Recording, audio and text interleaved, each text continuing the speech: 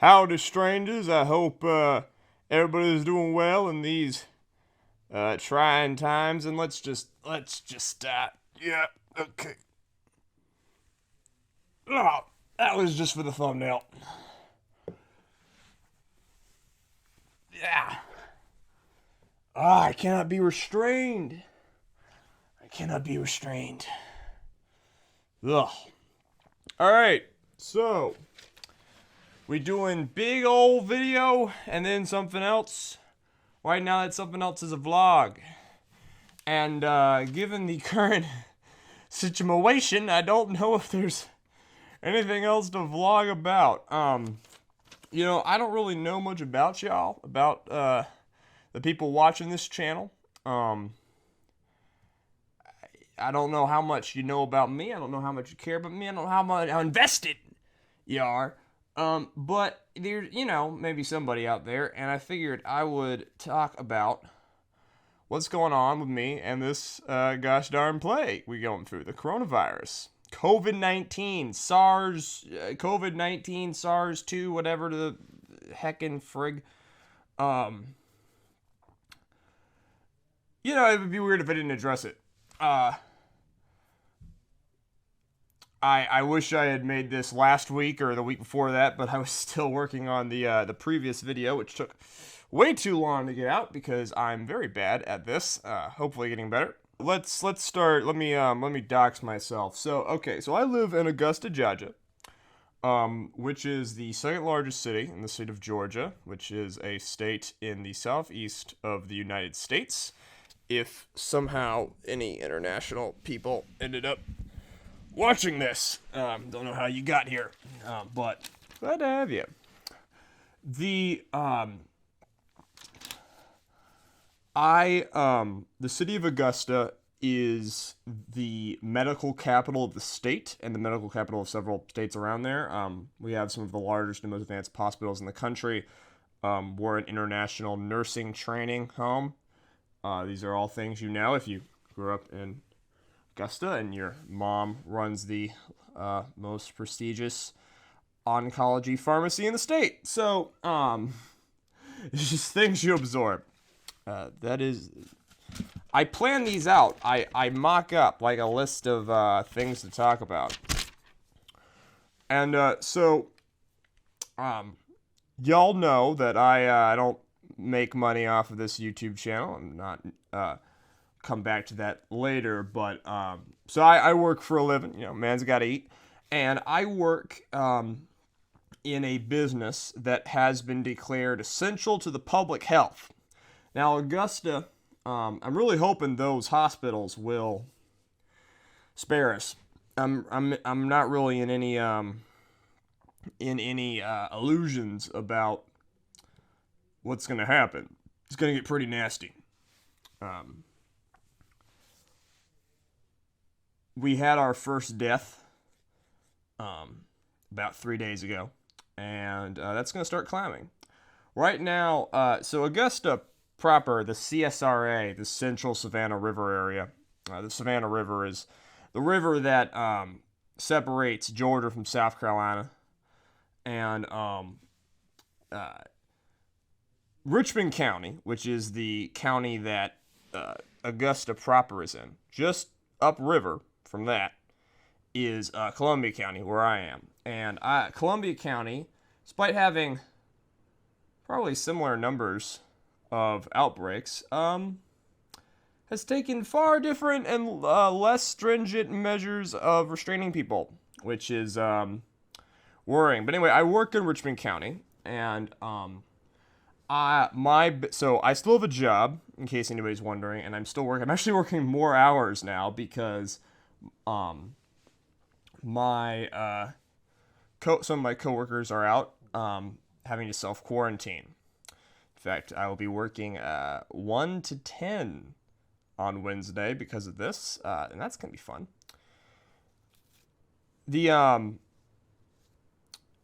When this occurred to around early March, when this really sunk in, this was going to be like a thing. I had a little bit of a panic time. I think we all did. the pine pollen around here, which is nasty, came out at the exact same time everyone started getting worried about the virus. So everyone was sick with seasonal allergies. So like you start getting mad, hypochondriac, and paranoid. I'm like taking my temperature every morning, which is and because I work a job where I'm exposed to a lot of people, less now because of the measures we put into place, but and I live in a house with a family. My sister's home for the next 5 months because schools are all closed. That's gonna be fun having her here for that long. And yeah. So the first thing I did is that because I'm 22, I'm gonna be fine. But I told my grandparents, I can't see you for the next like month and a half. It's probably gonna be longer. I worry most and I pray most for the people who I worry about infecting and the people who can't get infected. My grandparents, I have a little cousin with cystic fibrosis, which is a really nasty condition that attacks your lungs, makes her at risk. She lives down in Albany, Georgia, which is the worst hit place of the state. One thing, I'm going to talk about a lot about mental health in this video and mental state, which is going to be very important going forward in this. One thing that's helped me, and I think I'm doing better than most people, and I think I'm luckier than most people because I get to keep working. And at my work, we've put in a bunch of different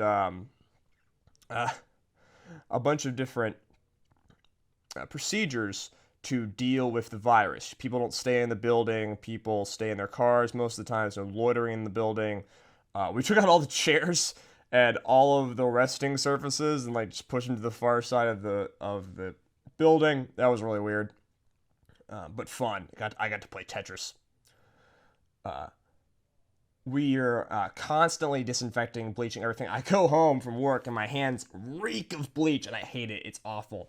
We've started wiping down some of the metal surfaces with bleach rags so often that like little salt, if you know anything about chemistry, little salt deposits have started appearing on them. But that's good. It feel like taking all these measures, they make me feel like I'm fighting back against this thing. And I really want to we all got to work to fight back. We all got to work to feel better. And part of this vlog is, hopefully you've come to this realization before now. Hopefully I'm not breaking any news to anybody. I just kind of want to talk about, because we need to talk about this. We need to be in constant communication about this thing we're all going through. And it's weird because on one hand, we need to talk about it to bring each other together, to let other people know they're not going through this alone. But also we need to not talk about it. And I'll get into that in a sec. Because we need to be prepared. This is going to last a while. I'll easily say, I think this thing's going to go through May. Could be longer. I was really worried about things opening early. I think that's past. We have to remember we're still in the first phase. We have yet to see mass deaths in the United States, especially down here where I am. New York's going to be first, and then it's all gonna go like dominoes. San Francisco, New Orleans, Seattle. It's gonna get nasty. And I worry. I'm a Christian. I worry a lot about Holy Week. My church went on teleworship relatively quickly and early, and I was really proud of them for that. But they really wanted it open, and right now I'm calling my worship leaders and such and trying to convince them that we cannot have Easter services. And that hurts. It hurts a lot. But it's going to be necessary. It's good for me in a weird roundabout way because it means I don't have to buy new khaki slacks because I lost like 30 pounds 6 months ago. I had to buy like all new, like none of my pants or shorts fit. So I had to buy 2 new pairs of jeans, 2 new pairs of cargos, which is like what I wear. I wear jeans and cargo shorts mostly. But I have no formal wear. And I was going to have to buy some khakis because you can't wear black slacks to Easter service. That doesn't work. I have those. But now I don't have to buy khakis anymore. So that's nice. Anyway, we are, So we're going to be isolated. We're going to be told to shelter in place. We're going to be told to quarantine. And we're also going to be constantly stressed out because we're going to hear the news. We're going to see on the internet, even if you try and isolate yourself from it, we're going to start to hear about tens of thousands, if not hundreds of thousands of people dying in America, if not, more around the world, probably millions around the world. And that's going to start happening in the next 2 or 3 weeks.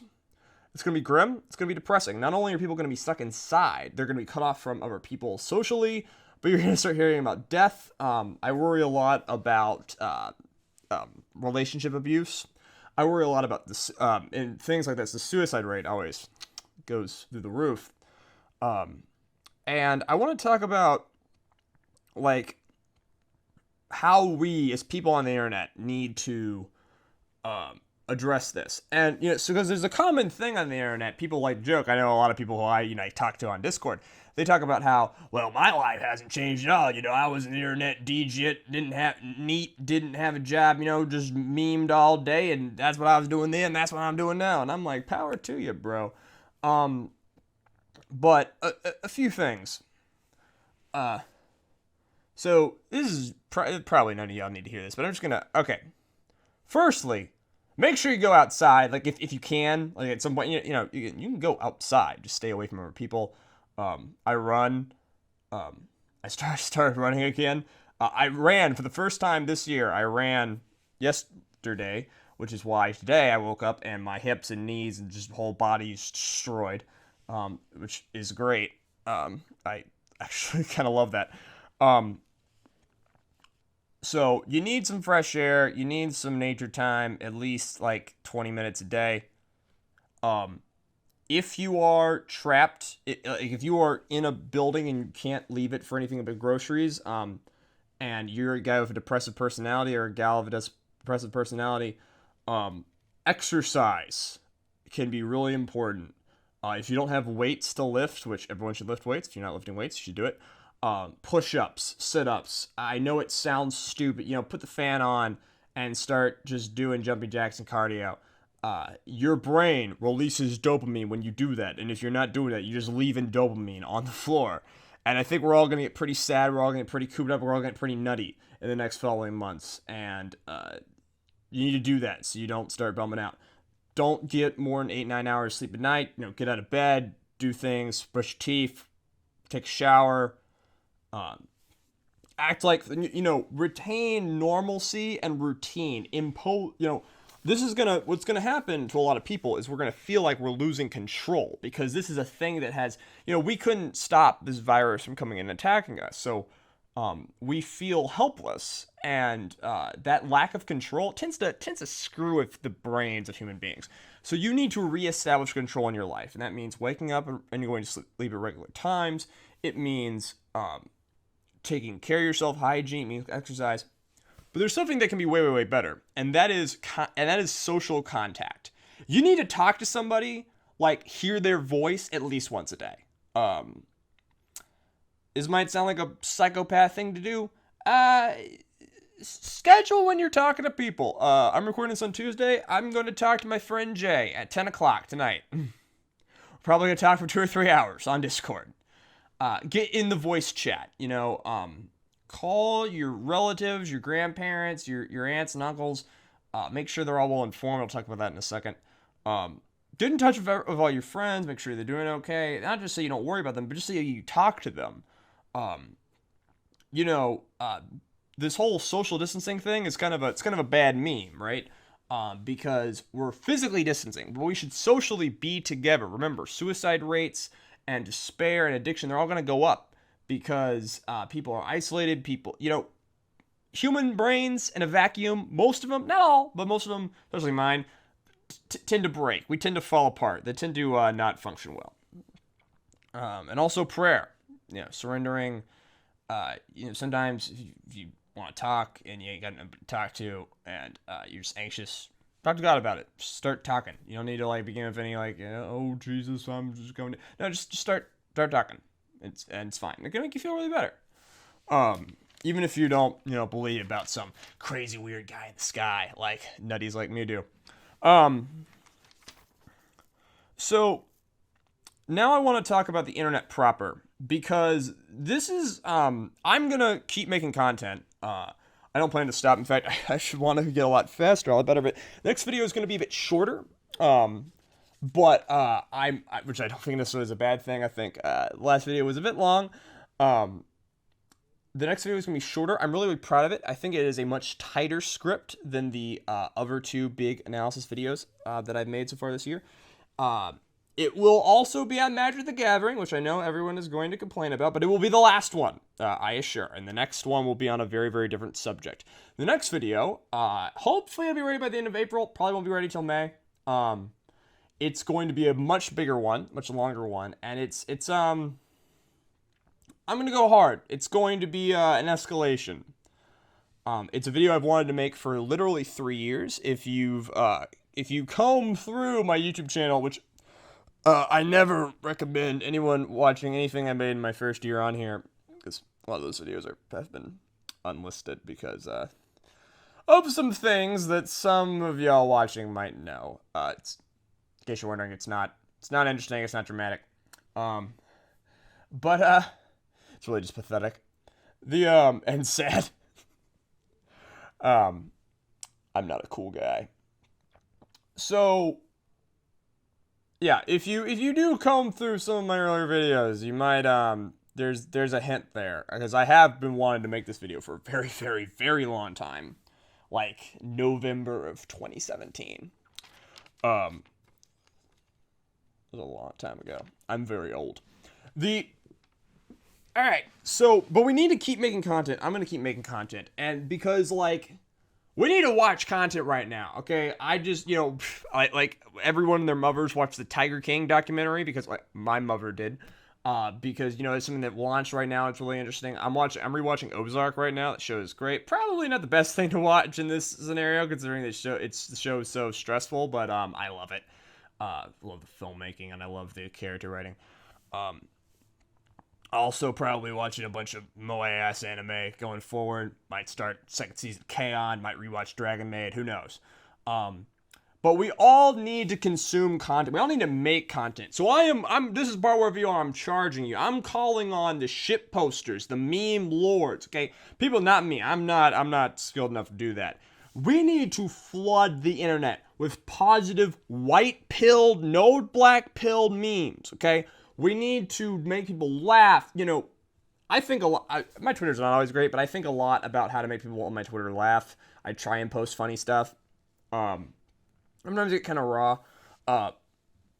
And we're going to have to strike this balance where, again, we're going to need to talk about this disease, some of what we're going through, but also sometimes we're going to need to, like, pretend it's not happening. And we're going to need to, again, pump as much, in order to counteract all the negative emotions in people's heads, we need to pump in as much positive as possible. So, really just love it on everybody, making funny stuff, making cool content. Try to pump as much good as you can into the world, because a lot of people are going to be in a lot of psychic pain, especially as this drags on to month 2 and month 3, which is probably going to happen. Speaking of what's going to happen, I do not consider myself like a... Okay, how are we staying informed? All right, so, I was actually pretty skeptical about this whole virus thing early on in February, because to me, the story of a pandemic, it's the perfect, like, mainstream modern news story, right? Think about the current news ecosystem, right? A pandemic is the perfect story because you can legitimately write a headline every 6 hours. Who died? How many people were infected? Where is it? And so I kind of thought that they would take this and just run with it and make it as big as possible. Now, obviously, this has been proven to be a very serious thing. We all need to worry about, Anthony Fauci. By the way, I put this on Twitter. We need a meme-friendly term for Dr. Anthony Fauci, who I'm pretty sure is going to become a household name soon enough. The best thing I can think of is the Fauci Daddy. But we need something funny and cool but respectful to call him. Considering he's like one of the few people in the government who's like doing any sort of competent response. It's always it's always weird that there are competent people in the government. Not a lot of them, but they do exist here and there. Anyway, so I mainly listen to a podcast by the New York Times, and I read a local paper that is sent to the place where I work. There's going to be a lot of fake news out there. There's just been the entire time. There's going to be a lot of misinformation. Try and only...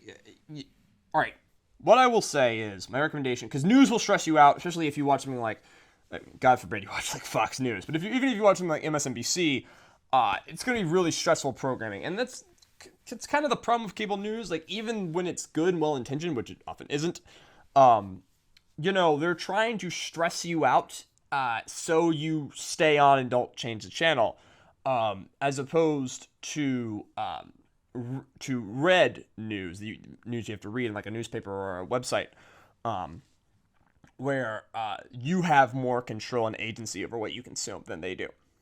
And so I would avoid stressful news, but still stay informed, stay clocked, stay tuned into what you need to do, and only if you can, limit. What I've been doing is I limit my intake of coronavirus to the morning, once a day. So get your news and updates. Like don't spend your whole day talking about it, discussing it, because again, it's going to stress you out. It's going to mess with your head. Okay, and we need to stay happy in this time. So stay upbeat by only talking about it really once a day and absorbing that information once a day. One thing I have been doing and thinking a lot, if you follow me on Twitter, you know that I have been kind of doing a journal of sorts on my experience with COVID, how it's changed my life. One of the reasons I'm doing that, and I think about this a lot, because I'm not a historian, but I really like history. I like learning about it. I've always liked to learn about it ever since I was like 9. We are living through a historical event right now. This is one of the most important events that will ever happen to America, and the world, frankly. And we need to chronicle our experiences. I encourage you to journal. I encourage you to blog about it, write about it, make YouTube videos about it. And think a lot about it. Think about how the amount of things that have failed to get to where we are. Think about the things in this country is going to make worse, the things that are bad that allowed it to get this bad. If you're politically inclined, think about whose fault this was. I'm not going to really get into that, because I know not a lot of y'all like that kind of thing, but come November, we should think a lot about who did what in this crisis, and what we think about that. By the way, I am wearing a Rick and Morty shirt. In case I hate watching a YouTube video where you can only see half the shirt of the person who's doing it, and you're like, what's on the rest of the shirt? My sister got me this. I didn't even finish that 4th season. Is it worth finishing the 4th season? That's gotta be a whole separate video. Let's see how I'm doing on my list, on my big list of things to cover. I think I've got most of it. Stay social, stay happy, exercise, routine, get your news, but don't get too much news. Think about history, think about whose fault this is. Be prepared for this last year. Maybe prepared for a lot of people to die. Don't talk to anyone over the age of 60. You'll get them killed. Oh, hey, let's talk about okay, so it's weird because when this became a thing, at say on March 10th or whatnot, one of my first thoughts when I started taking this seriously was, I'm gonna get it. My job, the amount of people I come in contact with, I'm going to get it. It was inevitable. I now don't know how statistically likely I am to get it, because now I'm in a house of other people who are going out at varying degrees. My mother works in the hospital industry here. They've been taking a lot of precautions at her work, maybe not enough. She kind of works going in between 2 hospitals. It's complicated. And at first, one hospital was doing way more precautions than the other. Now they're more on the same page. I worry a lot about whether or not those hospitals are going to be able to coordinate when things start getting nasty. because they will get nasty. Maybe I'll get sick. Maybe I won't. I don't know. What is it? Is it 80%, 70%, 50%, 30%? I don't know. How like, I mean, get sick. And if I get sick, like, how bad is it going to be?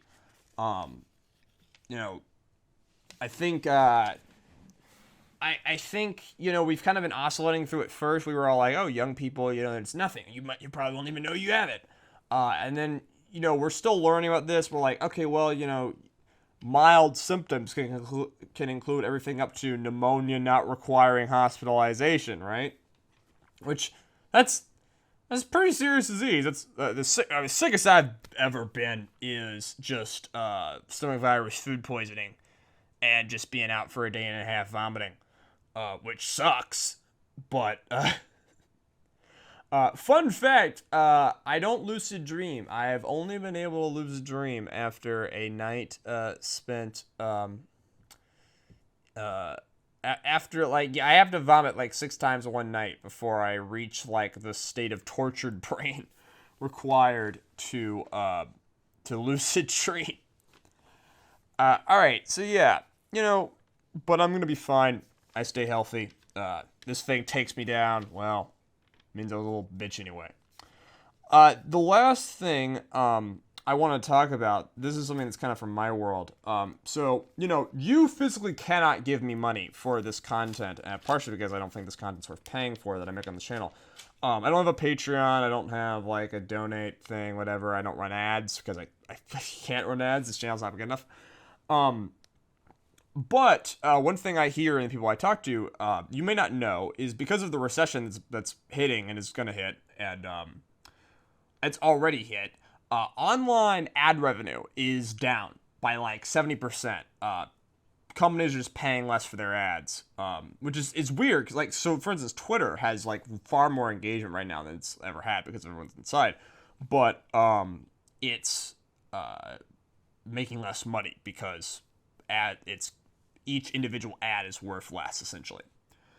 So what I'm saying is basically, we're all gonna get pretty squeezed by this.